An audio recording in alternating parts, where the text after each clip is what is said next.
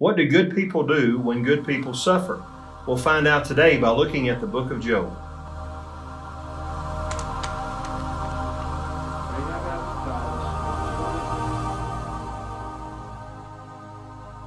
In Hebrew poetry, there is a type of structure called a chiasm.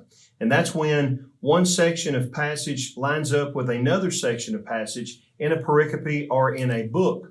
In the book of Job, what we find is that's what we see through the entire structure of the book. So you start off in chapters 1 and 2 with Job suffering. Job is God's man, and Satan wants to tempt him, and God allows him that by allowing him to take everything away from him except for his life itself.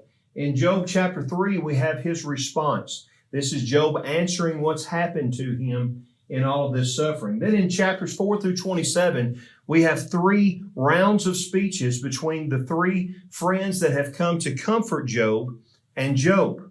One of them speaks, Job replies, and vice versa until we get to chapter 28. After chapter 28, in chapters 29 through 41, we have 3 major speeches. Job delivers a major speech, Elihu delivers a major speech, and then God himself delivers a major speech.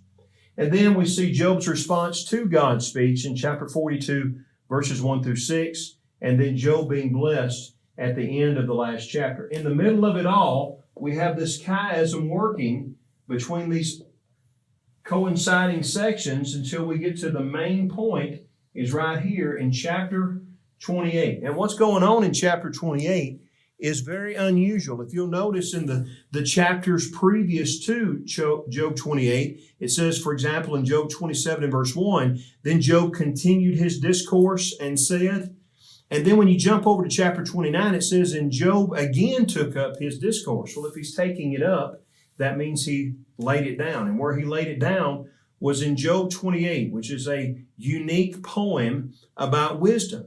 And what he tells us about wisdom is that whatever treasure man has wanted, he always goes to whatever length it takes to find that treasure, no matter where it might be found. And then you get down to about verses 12 through 22 of chapter 28.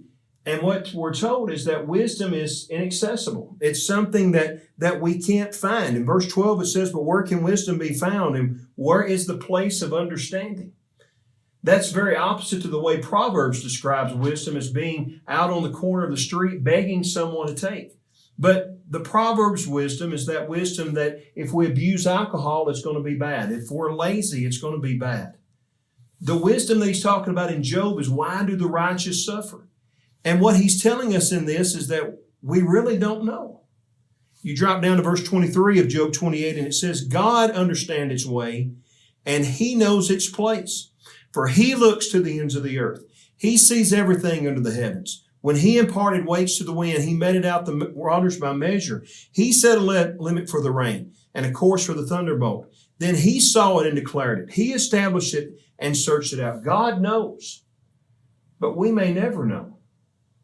And so he concludes this poem about wisdom with Job 28:28 by saying, and to man he said, behold, the fear of the Lord, that is wisdom. And to depart from evil is understanding. The point of the book of Job is that while righteous people do suffer because of the world that we live in, we may never know why that happens.